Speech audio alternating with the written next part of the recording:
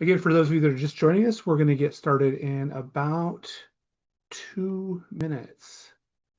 It's like we got quite a few folks in, but there's still a few that we're waiting for that have confirmed. Would definitely love it if you were able to go over to the chat and put your information in, like who you are, where you work, that kind of stuff. Part of the reason that I do these is to create community with small business. Like this is it's a pretty big deal to me because I believe that the future of business is that this is the way we're going to do it in the future, is that people getting together and creating community and helping one another out. So feel free to drop in your contact information, what you do, that kind of stuff right into the chat if you'd like.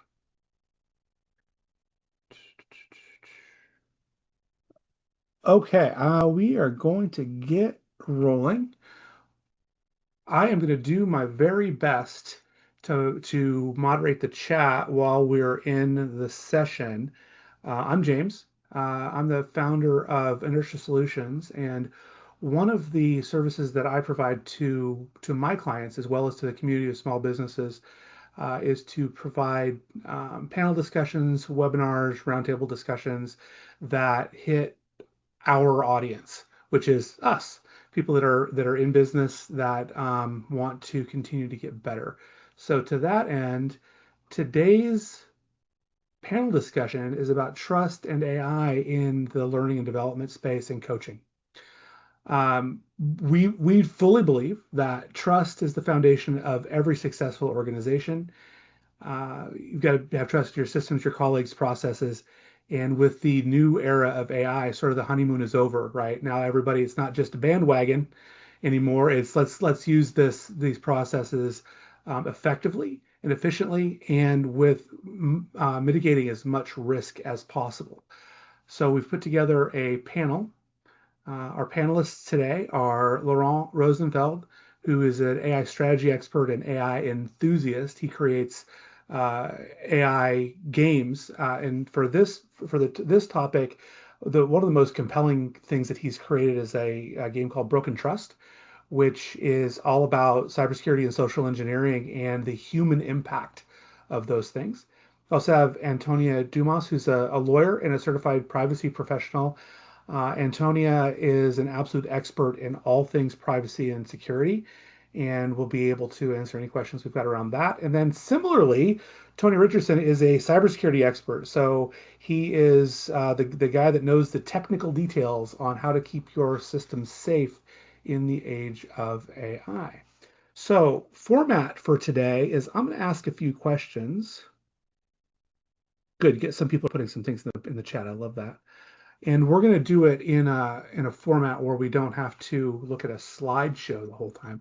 So I'll ask the questions, and then I'll have my background will miraculously change to include the question.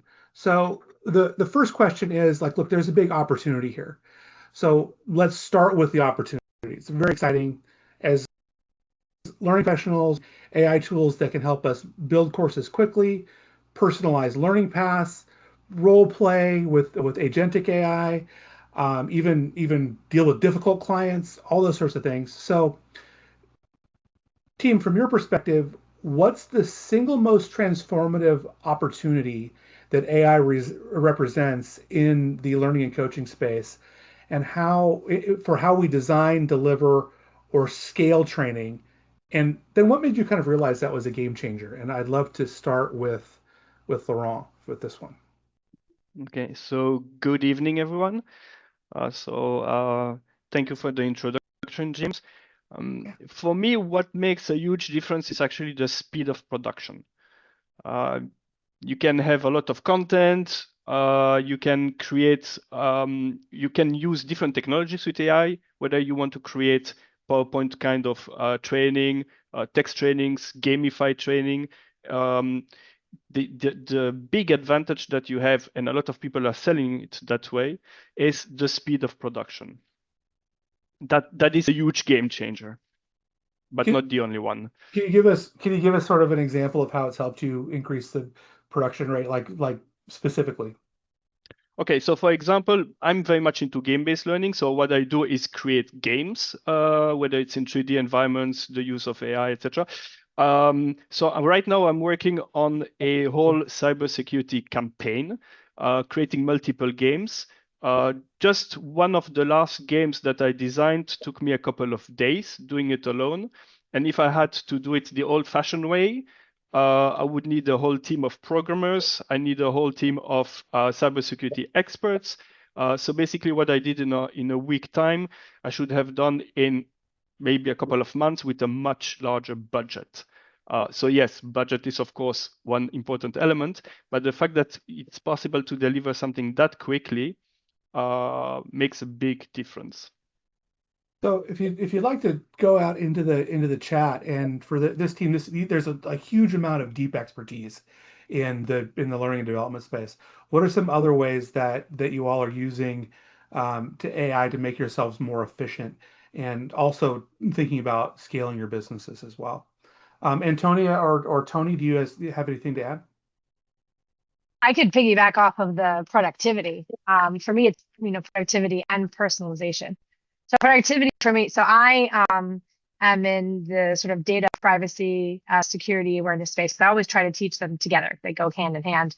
And I teach from law students that are in law school to professionals that know about the area to people who are kind of new to privacy, cyber, and data risk.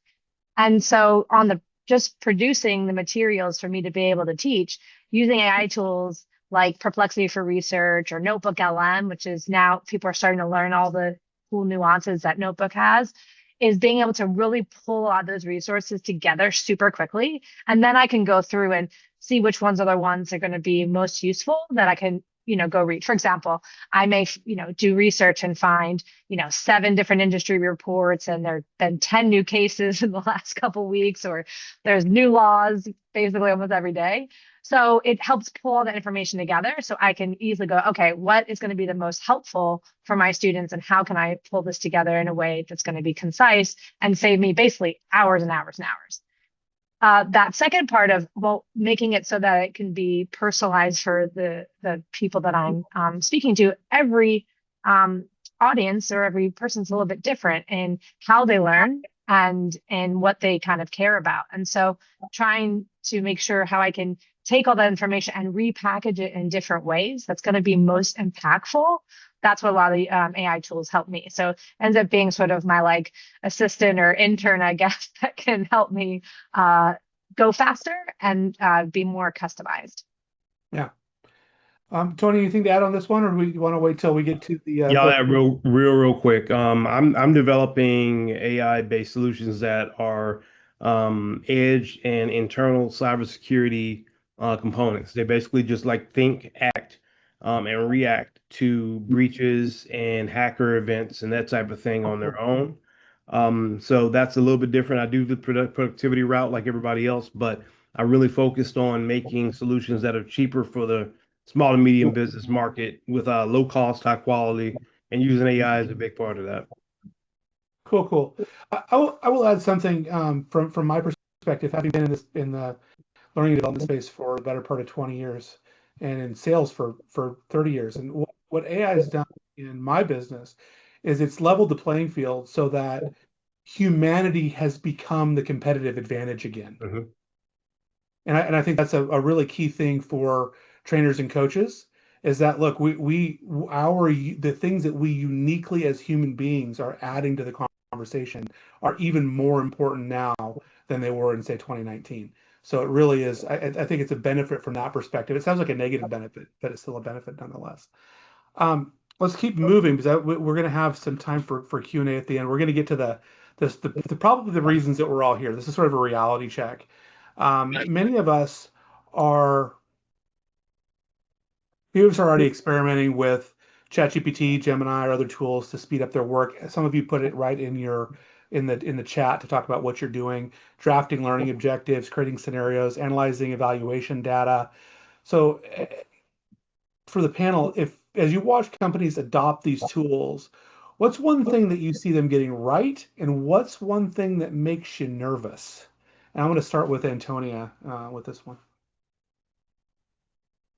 Oh my goodness. What are they doing, You right? can What makes pick you any nervous? two. You can go for me too. So you can pick two. Well, no. You know, I think, the biggest thing is the right thing is that they're, you know, in some ways a little bit cautious, right? I mean, in some ways people are just jumping into a new tool and already using it, but there's a little bit of skepticism in some cases for people. And I think the fact that there's a little bit of a skepticism or gut feeling that, maybe I should be thinking about, this carefully, I think is a good thing. It's a matter of how much they act on that, like how much that actually pauses them from, connecting a new tool or throwing a bunch of information in. I mean, I had someone who, we've seen in ChatGPT recently with OpenAI, they had to put out an announcement to people, right? Don't put your, medical information, don't ask for medical advice, don't ask for legal advice, right? Go to an expert. And they didn't just do that for no reason. They did it because people are putting tons of information in and not realizing that they can't necessarily get it back out, right? And so when we're using these tools, right, the biggest thing is thinking about, why are we using it in the first place? What are we using it for? And what are the controls that we have around it, right? Just, if I change my mind, I don't want to use it anymore. I don't want to use the data. Or if, the user all of a sudden is not going to feel comfortable with having some of those features and they rather have it turned off, right? Are you able to do that? And especially in the privacy world, right? We're thinking about not just data and connecting systems, but, information that's really personal and confidential to them. So depending on whether we're doing our own workforce training or if we're doing training and coaching for other businesses, right? The core component there is the trust, right? And what we're trying to deliver or what training we're trying to have impactful. And so we want to be sure that whatever tools we're using to enhance or personalize that, right, that they can just feel as comfortable and trustworthy. So it's not going to sort of derail the value that you're providing. Got it. Brian has a question. Yeah, but we could help you out there, bud. Oh, I don't have a question. I wanted to make a comment, but if you don't want me to make a comment, I Go will ahead. wait. Oh, okay. When it comes to AI, like yourself, I've been in the learning and development world now for over 20 years, and it seems like there's always something new coming around the corner, and AI is a really big thing that's new that's coming around the corner. But I want to tell a story, a quick story.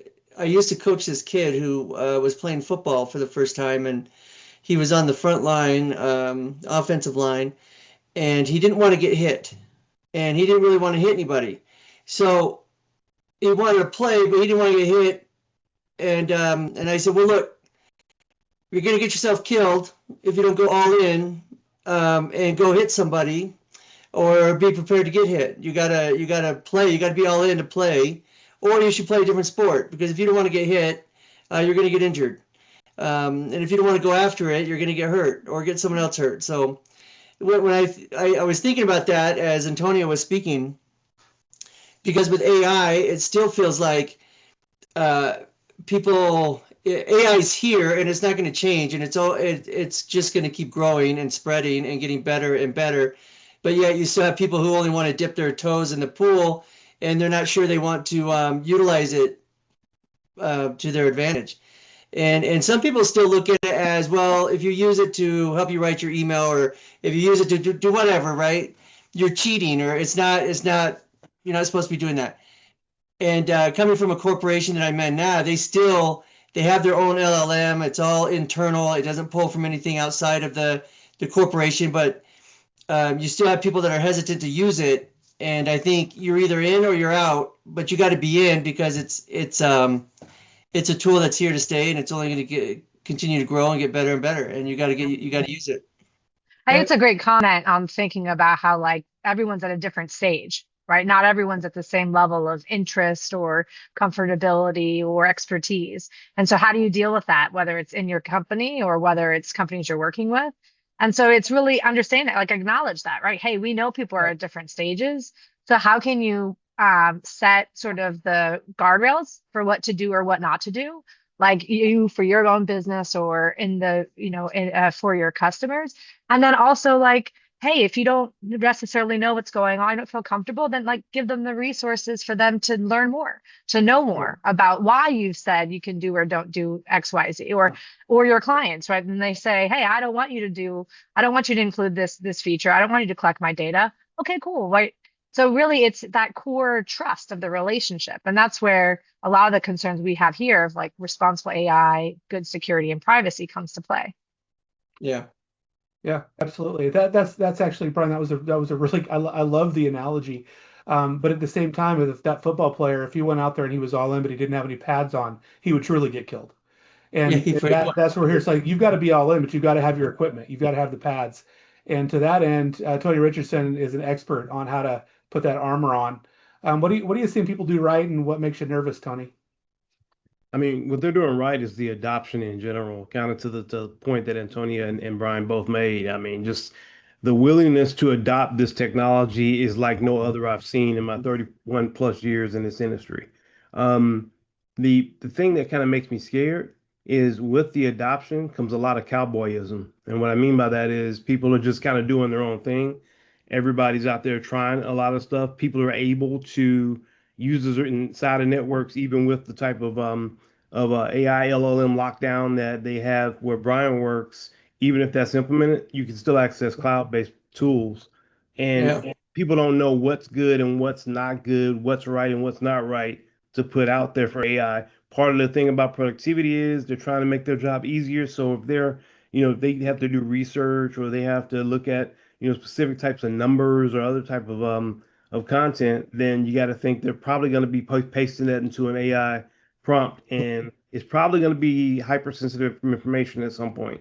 And that's what we're finding is the case with us, especially with digital leak prevention, which is where people are putting in account numbers and stuff and saying, hey, sort this and sort it that way. And guess what? It's in the cloud. So anything on the internet is in the internet. That's the bottom line. So yeah, that's what I'm finding that's really scary. So I kind of characterize it this way. It's like what most of us think when we sit down and have a chat with AI for prompting, we feel like we're having a chat with an expert. And Yeah. that's true, but that expert is every person on planet Earth. Yep. And I think that's the important thing to remember when you're putting your guardrails in place is that you're literally having a chat with potentially everyone on the planet. That's right. There's actually a movie about that or a TV show that just came out called Pluribus. That's about that. Everybody has the same brain, and all the knowledge is aggregate. And it's sort of I promise you that that's where they got the idea, right? Borg. For this thing. So, Laurent, let's talk about that. What Tony just brought up was the concept of shadow AI, which is sort of using unauthorized or unvetted AI tools. In your experience, what are people getting right, and what makes you nervous? Actually, it's linked to what Antonia and Tony said. And I think the magical keyword is actually trust, whether it's positive or negative. Before actually talking about the shadow AI, I would like to add something for the previous question.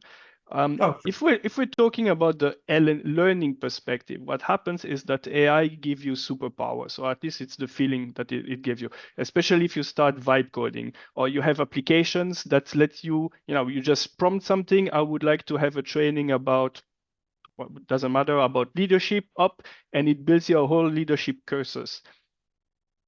If you start actually checking for the content, you will see that it's not that great. Probably far from it. So trusting the AI, it's first of all, it's trusting the tools, not necessarily the technology from the technological part, but the way that you're using the tools. For example, it's like AI movie makers. You have today anyone can make videos with AI. I'm doing it also. Then you will directly see the difference between people that have some expertise in filmmaking and those who don't. And those who don't start creating a lot of what today is called slop. So what happens? You have a lot of content that is actually pretty poor quality, but people believe that they're good because they did it. And what happens then if you have an L&D specialist that start creating training like that without the the tools being controlled, checked, vetted, etc.? You will start creating a lot of learning content that is of actually very poor quality, and it's not because of the AI, but it's because of you trusting the AI doing it the way that it should be, and it doesn't. This brings then to the shadow AI, which means actually not only doing it that way, but also using the tools that are, for example, not vetted. Okay, everybody knows about ChatGPT, but do you know that ChatGPT share information about you, like Antonia said? And actually, if you use Google Gemini, it's even worse because they, the confidentiality of your content on Gemini is quite limited. Now with Gemini 3, it may have changed. I'm not sure about it.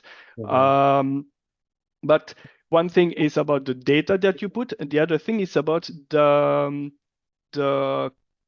tools you use. For example, I use a lot of Chinese vibe coding tools. For example, Minimax, which is also used for AI videos.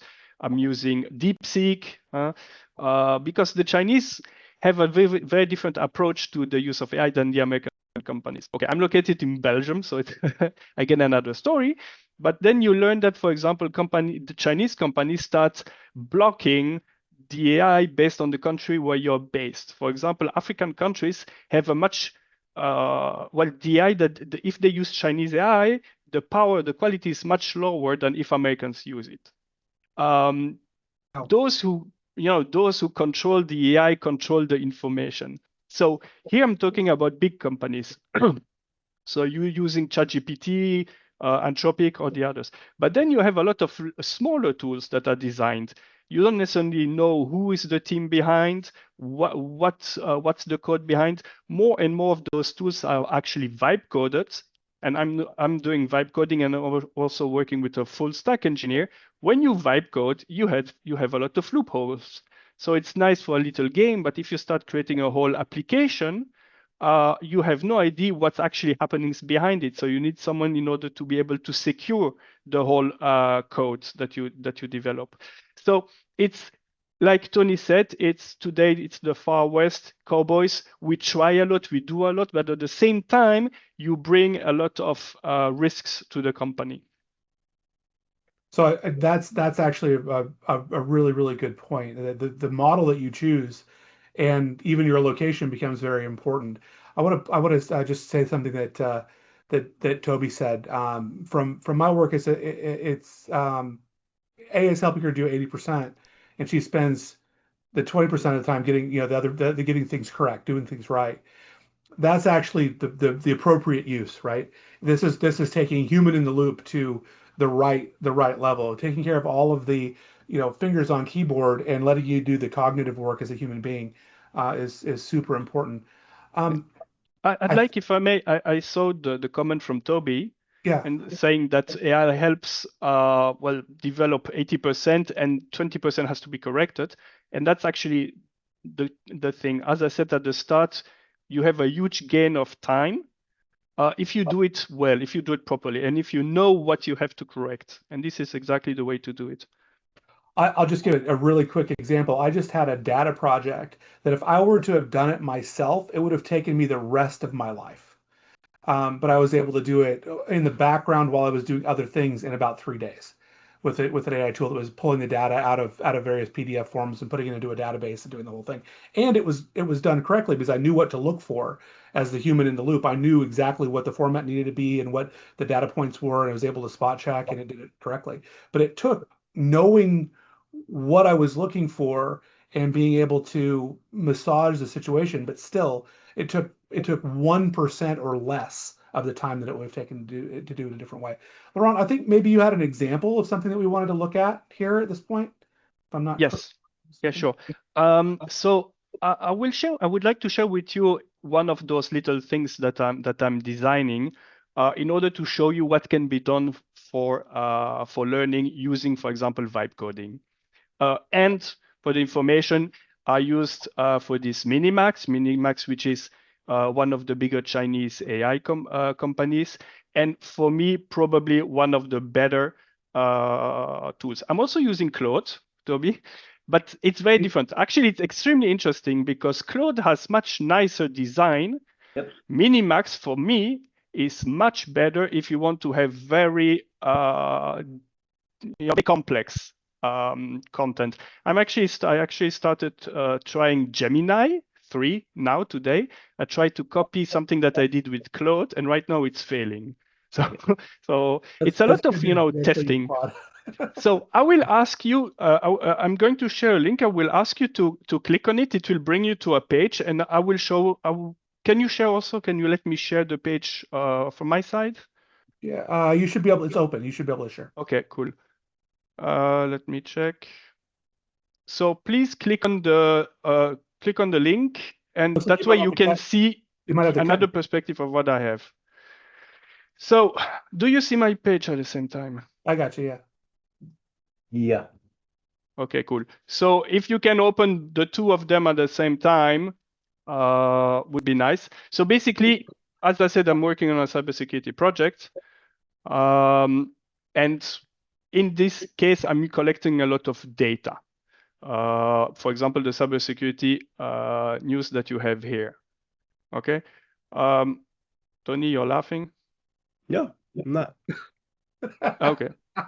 Promise. Why are you laughing? What's going on? I'm not. What? Okay. So the I will wait. No, that's not the one. I will go showing the one that you'll be working on. Actually, it will actually do the same thing as you have here. Mhm. Yeah. Sorry, my kids are just arrived home, so it's a little bit noisy. And I will show you something interesting. Hold on. Wait, what is this? Yeah. What's happening? Anyone raise their hand? You know, if everybody's in or Reality exchange or just any stop. issue getting Do in. you guys have these too?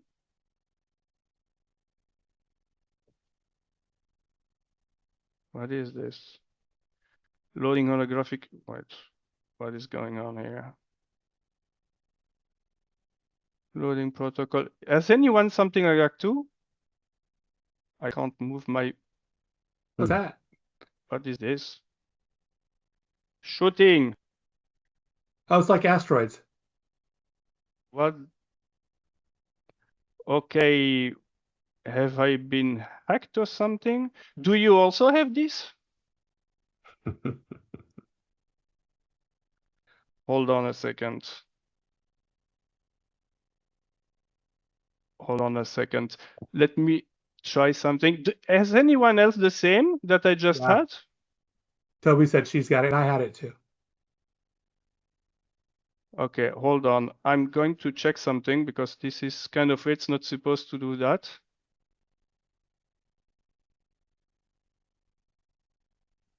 Hold on.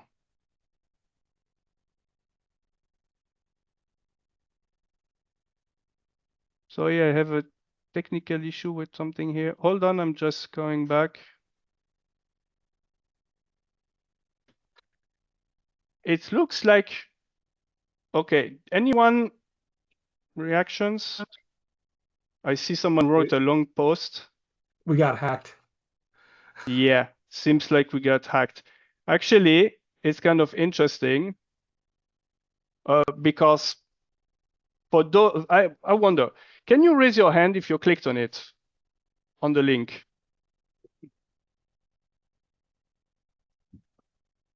How Anyone many do raising we hands? get? Yeah. Almost everybody raised their hand. Almost everybody. Yeah. Okay, so basically, this was a little game, just a little game designed, vibe coded. Just a little game. It's just a little game that was vibe coded. Just to show something interesting is that you actually all of you who clicked on it could have been hacked. Yep. So you could say this is actually a bit of a hacked webinar because you trusted me providing you with a link which is safe. Actually, what happens in vibe coding is it's possible that my link has been, that my application has been hacked by the Chinese, by the Russians, by the Americans, or whatever, without me knowing. And by sharing the information with you and you clicking on it without trusting it, you get hacked too. So what we want to show with it is, first of all, trust from people to people. You've been trusting me in order to get something. But at the same time, the fact that I, for example, will use vibe coding in the wrong way could impact all the other stakeholders using the same thing. Another thing And I'd this is add to that is like we're all different backgrounds of like experience and technical expertise. And sometimes like our reaction is just to click the link or scan the code, right? So it's like it's so important, like it's a good like gut check to be like, oh wait, let me see before I click this. yes. So testing everything is actually very important, and it will become more and more important because today, I don't know if you've just read it, but the Chinese used Anthropic to start do mass hacking. So all those technologies are amazingly cool in order to create content, but at the same time can be very dangerous by when used, wrongly or by the wrong people. We had Bill here who didn't click. And I'm guessing I know at least one other person, maybe someone I know here, Tess probably didn't click it either. I'm curious what kept you from clicking it. What went through your mind that kept you from clicking it right away? We had someone on a previous version of this panel discussion that um, just doesn't click on anything, which is that's a tough way. That's a tough way to go, right? So Zero trust. Yeah, zero that's trust. the way to eliminate risk, but we're certainly you have to manage risk. I clicked on it because you said you were going to show us something, so I clicked on it. And we did. And now you've got a cool little asteroids game that you can play with your Yeah, friends. Yeah, so so it is For I a hope, game. It I is hope actually kind of fun. Once you get started playing it, you can actually shoot with your mouse, and it's a little game. It's yeah, pretty, so there was trust that I hope my and it computer wasn't works when misplaced we're all because done here. we're gonna send some follow-on information that you can click on. Certainly was safe. We didn't actually hack anybody, but yeah, truthfully, it is something that we needed to pay close attention to. I see Tess popped up on her on your camera here. So you get it. Why didn't you I click called on her out. it? Is it because Antonia told you? Thanks, Tony. Yeah, mostly out of laziness, to be honest. I figured someone was going to share it. There we go. We had someone last time that said, "Is this a phishing test?" And we're all silent. Stop it. Well, and that's one of the other things that we talk about a lot, especially with this panel. And again, I'm by no means an expert. I've picked all of what I've learned up from working with the panel over the course of the last couple of months and preparing for these conversations. And one of the things that keeps coming up over and over again is that AI tools have made personalization at scale available to social engineers. Mhm. They follow that, right? And a really good example of that, and this is true story. A few months ago, my mom, who's in her late 80s, got a phone call from one of her grandsons saying, "Grandma, I'm in trouble. I'm in jail. Can you bail me out?" Maybe And Brad Pitt it was can help not you. her grandson. So it was a social engineering scam that sounded like close enough voice. Is Brad Pitt here to save us? Is this what What? just Yeah. happened? Okay, and that was not a setup. If you look now, Brad Pitt has joined us in the Beyond Room. So I'm guessing that Laurent has deep faked Brad Pitt. But my mom was smart enough to know that it wasn't, that wasn't real, that her grandson wasn't in California in jail. But now we've got, like, look, Brad Pitt's in the room with us right now. I don't have the voice because I didn't use any voice, but this is just to show how easy it is actually to have someone else Yeah. communicate So and make so that believe. that said, and we want to make sure that we're respectful of everyone's time. Like, here's the point, right? There's a lot that we don't know. There's a lot we need to be aware of, and so asking the right questions is really important.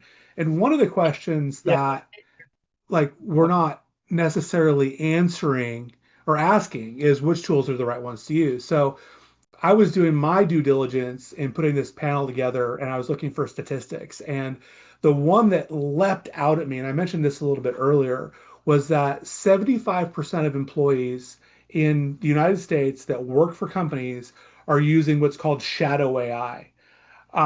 So for those of us that are in the room that are both users of AI tools as well as responsible for training others that may be inside or outside of our organization, what's one step that you can take right now to both harness the power of AI's benefits but protect your organizations and your learners? And for this one, because of that last sentence, I'd love to start with Antonia. I'll put it up. Like, oh wait, me. Wait, oh, you want me to ask the question again? I'm happy to do that. Yeah, no, I was thinking about this even yesterday I was at a panel and I was thinking about, what's the most impactful, right? We want to help you do all these different things, but it's really how to make it impactful usually is like we're kind of selfish humans, right? So make it human centric, right? Make it make sense for us, right? I have a challenge when I even just bring up the word privacy. It's like, oh, compliance, and it's this whole thing, right? It's not really that, right? It's really more about the interactions that you're having, whether it's with your customers or your learners or users, right? It's in those interactions, how are you protecting it? And so one way that I'm working with people to sort of take a step back is just to like kind of do like a journey mapping. I know it sounds kind of silly, but like think about the steps. You can do it two ways. You can think about the steps of your customer, right? Or the user. What are the different points of contact where you're collecting information from them to provide whatever value or service? Or let's say you're doing training to provide them the training program. So how are you collecting information at those points? And that can help you reveal, okay, well, what tools or what things am I doing, including is AI involved? The other way is just to think about from the business perspective. And I've seen this really done well when people build out roles-based training programs, is to think about, well, the head of HR, right? And their day to day, from the moment they turn on their computer or show up at the office, what are the steps that they're taking, that they're opening or using different systems or touching data or interacting with folks. And in those stages, that helps them to reveal, hey, what tools and things am I using? What features am I using? And am I thinking about cautiously what risks are along the way with all the benefits and the value that I'm getting out of that. So really thinking about it from either the user or the customer perspective, or thinking about just yourself, right? From what do you do from through your day, and where those interactions of data collection or the tools that you use come up. And then with the AI stuff, as soon as it's an AI feature or generative AI tool or anything that's sort of working on its own, have an extra red flag there to maybe take a little extra time, and it gives you a priority, you can dig deeper. Got it. So I have a sort of a comment. So when I was promoting this panel discussion, I got a number of people that responded with, "Oh, we're covered. We're okay." Almost like this isn't a real problem. So Tony Richardson, Yeah. A, is it a real problem? Mhm. How big of a problem is it from a security perspective? And then B, what's one thing that people could do today to protect themselves? It's a huge problem right now. I don't know why people feel like it's not, because it's one of those things. I think a lot of people minimize it because they don't want to be the ones, caught with their pants down when it comes to security threats and stuff like that. But everything Laurent said earlier is absolutely true. Every day, someone's trying to hack some type of way, breach, steal information, use information they've stolen, all that stuff. And AI is a very easy way of doing so. There's something called AI security posture management, which is something that I offer now, that looks at the AI implementation within a company. So I'm able to actually extrapolate and pull down and say, okay, well, this data shows that you got these problem areas. Here's the gaps between, being compliant and non-compliant if you're a manufacturing company or if you're a credit card processing plant company. I'm able to actually do that type of stuff. And that posture management is something that's on the rise. You're going to see a lot more providers offer it. I'm in the short list of just a few providers that can do it now. But yeah, it's pretty cool. I mean, it really looks deep dives into the development of AI. It knows all the LLMs out there and all the models out there. Another thing is kind of to piggyback on what Brian said earlier. He said that his company has an LLM that's locked down internally. That's a good way to actually start at trying to be, smart about how you deploy AI and secure yourself. Having an LLM that's internal, which anyone can do. You can download Llama or one of the others, and I'm sure Laurent can tell you others. But download those and implement those internally and lock them down from what they can actually do on the internet. That's another good way to do it. But those are your main ways right now. I mean, just to be honest with you. That's a great call out, is like, understanding what settings and what things you can control, or if you have a Mm-hmm. provider helping you, what settings or things can you control. And the Mm-hmm. best thing is like if you actually own it, right? It's the most control Yep. you can have over is what you actually That's own. right. And so Right. tips like that of how do you create your own little mini LLM? A really Yep. easy way if you're not using the advanced tools is like Notebook LM. Notebook Yeah. LM is essentially you building your own LLM, which is just really your own compilation of resources that Yeah. the AI works and builds off of. And you can Right. decide whether or not you want it to go outside of that universe. The only problem I have with Notebook LM is Notebook LM is still Google, and Google does not like security like everybody else thinks they do.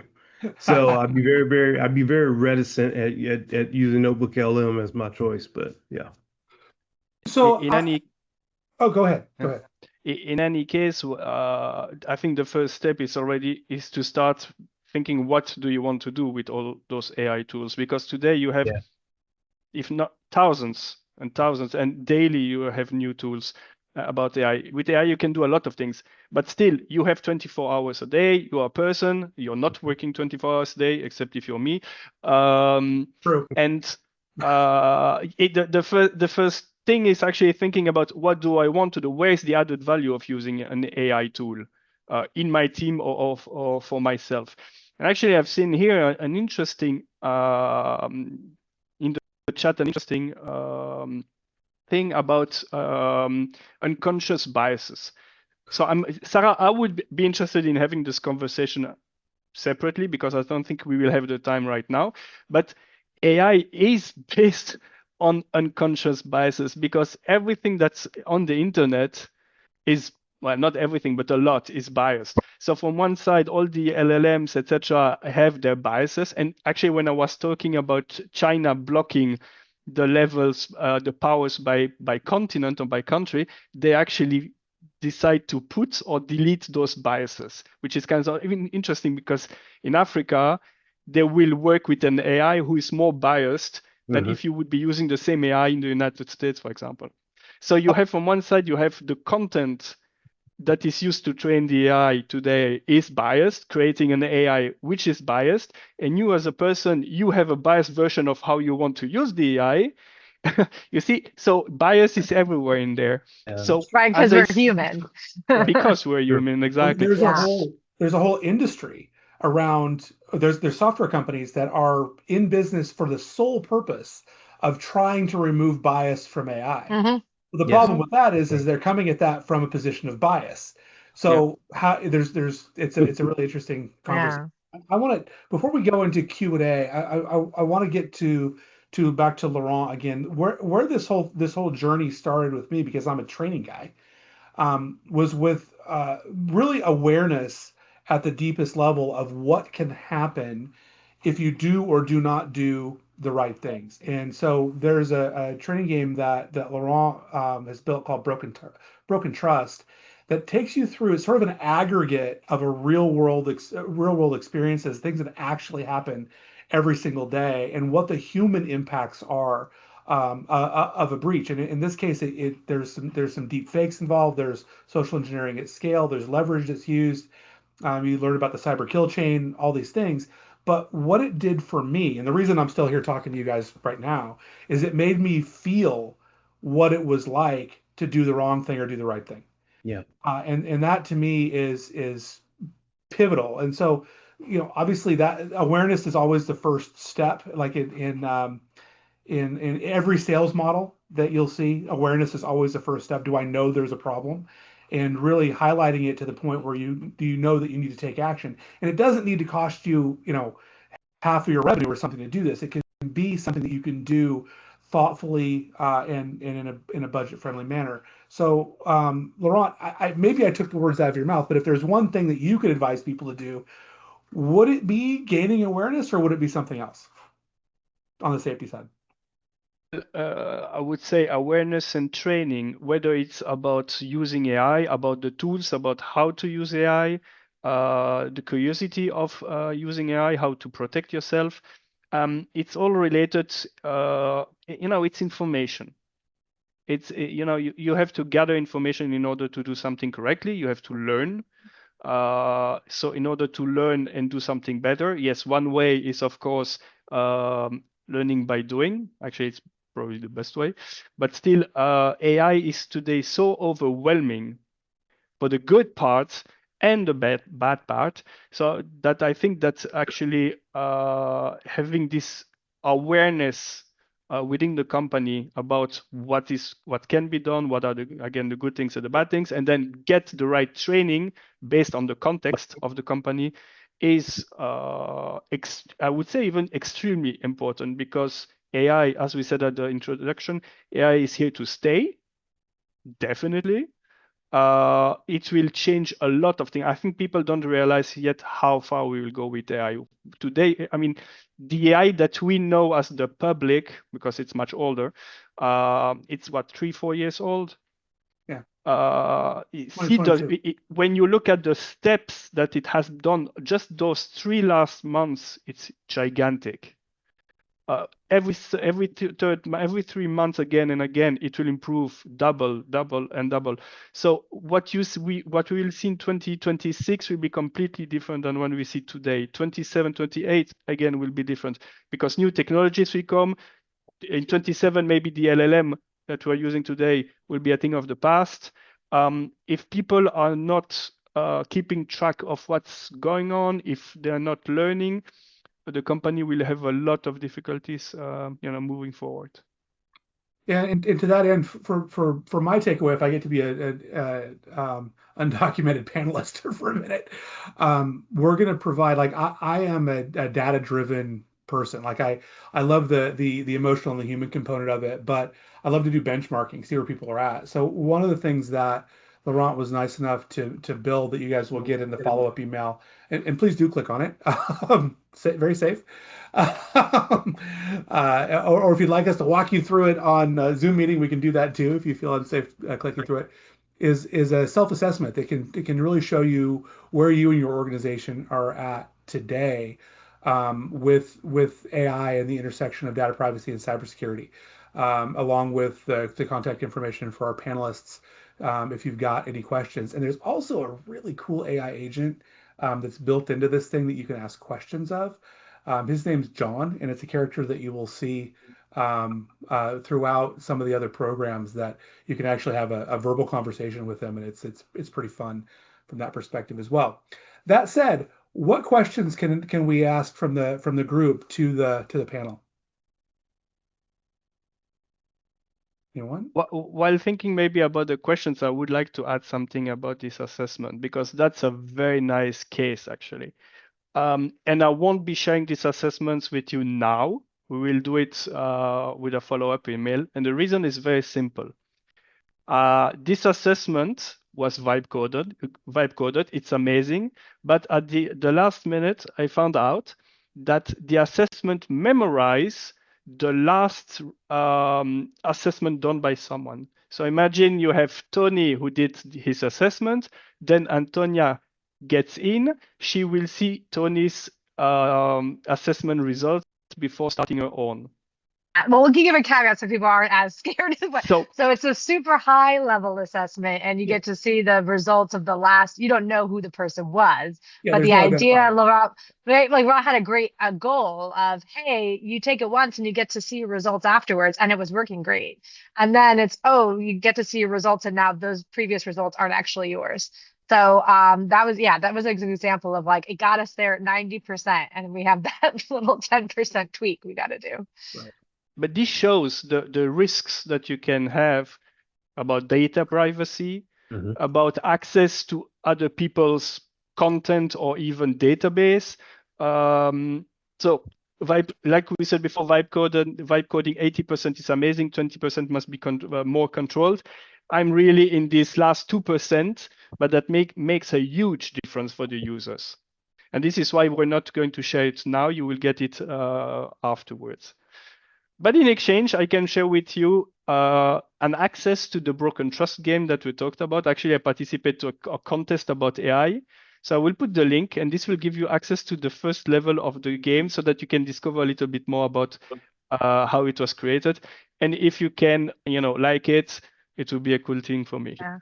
And it's so important. Like that's like such a good example with like, how do you make it human centric? How do you make it impactful and effective for people? And for some people, they just love a game, right? And Yeah. I've been telling people, it's kind of like a murder mystery for a breach, right? It's like, that's the best way to kind of think about it. It's like, you like murder mysteries, you'll like this, but it helps you kind of also think about the mindset of the people that are involved in it. And I think that makes a huge difference. So whatever we're doing, like, to build awareness with our own teams or with clients or whatever, figuring out what's going to be the best way. For some people, it's going to be gamification. For others, it's going to be different components. But Laurent has been also amazing. And in the little assessment tool that we'll share with you also has a gamification component. It's not, as me lawyer often would give you, just a typical assessment or checklist.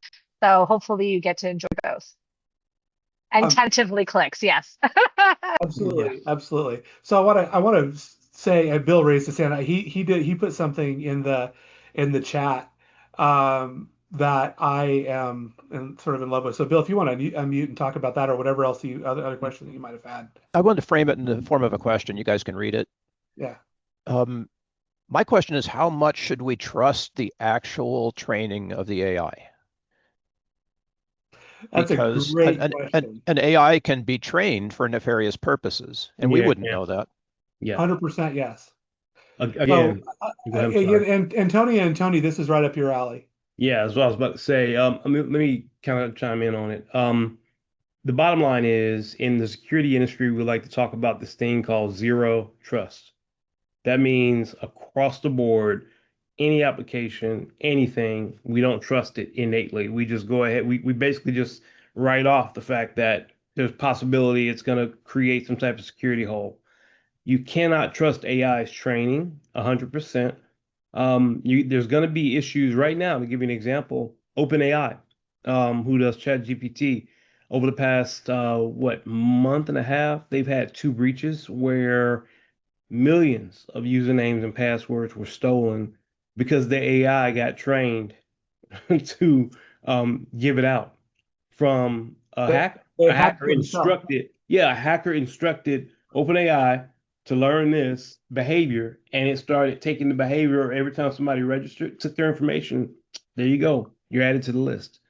New class action lawsuit, right? So, I mean, that's the kind of stuff that, happens and is going to continue happening.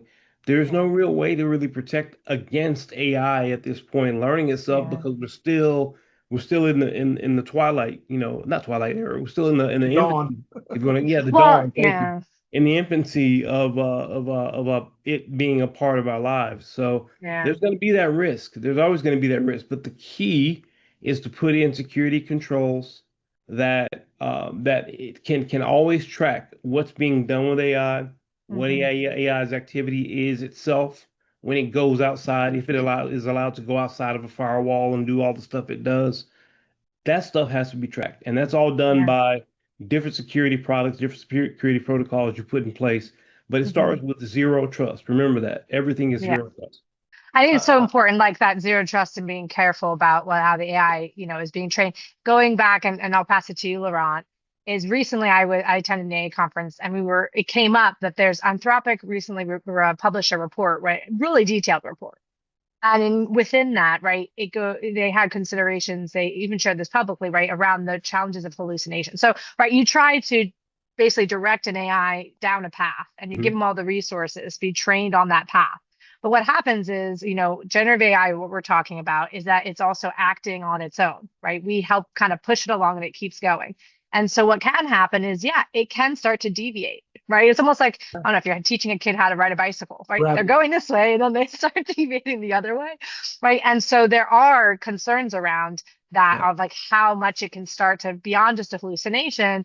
There was, I think in the Anthropic report, even like how it can start to almost like be antagonizing and almost acting against interest, right? So can we fully trust it? I mean, zero trust. No, we can't trust it. So what guardrails, what protections, what things are we just keeping aware of?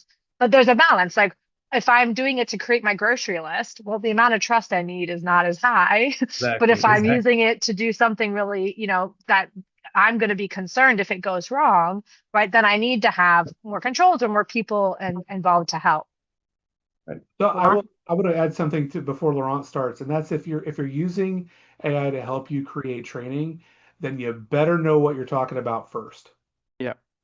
Right. It's creating like if I know how to do sales training, but I want to teach somebody how to walk dogs, I'm not going to create dog walker training unless I get a dog walking expert to review the work. Period. Exactly.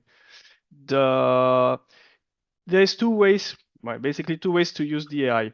Or you ask the AI to create it for you, or you come with the content and you ask the AI to restructure it or improve it. As I'm creating games, what I do is I take existing content and I work with the AI in order to gamify it so that the content becomes more immersive. So, for example, I'm working on a game where I have as the structure, well, the original document is a 60-page PowerPoint, 60 slides PowerPoint. I mean, nobody today wants to look at a 60 slides PowerPoint. This content is fed to the AI in order to create a whole game. So the content is restructured. In this case, the AI is extremely interesting, but still you have to review everything that the whole output of the AI in order to be sure that the AI doesn't change numbers, because the AI is not that great at math. It's kind of funny, but you can have very funny, strange experiences. On the other hand, if you ask the AI to write a training about said leadership or empathy or whatever, you give so much leeway to the AI that it's very difficult to have quality content for training. And I wouldn't do that. Not today, at least. You have hallucinations. You have the AI that can take, a direction. Like, for example, Bill said that Tony didn't exactly answer the question because he went to a more technical part rather than the L&D part. The AI would do exactly that. You will expect something. You will have something completely different. Might be interesting, but in most cases, it's not what you need. So when you work with AI, best is actually to feed content to the AI, and then work with that. And as James said, always have someone who is an expert in it. I'm designing cybersecurity games. I'm not a cybersecurity expert. So when I create something, I need to be sure that the content makes sense. So you need to have a human expert, not an AI expert, but a human expert. I'm gonna have to stop you because we're gonna be right at the end of our time here in 1 minute.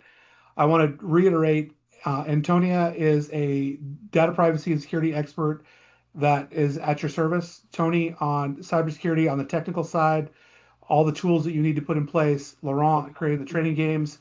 Tess is going to tentatively click on the link that Laurent put in the chat. We're friends, by the way. You can find us. We can't disappear. So we. Yeah, and the tiny pitch on James is, if you would like to share your expertise in a format like this, let me know. I'm happy to help. I'm happy to help you set something up. We're going to do this one again, a similar one, but there's also going to be a series that are going to go a little bit deeper. So if you're interested in some more like point solutions and specific things that you can do that are actionable, we're going to look at that over the course of the next couple of months. Thank you, everyone. You'll be getting an email very soon with the assessment, as well as the a link to all of our contact information and the first level of broken trust. So thank you, everyone, and we'll be respectful of your time, and have a great day. Thanks so much. Thank you, everyone. Be safe. Bye, everyone. Bye, everyone.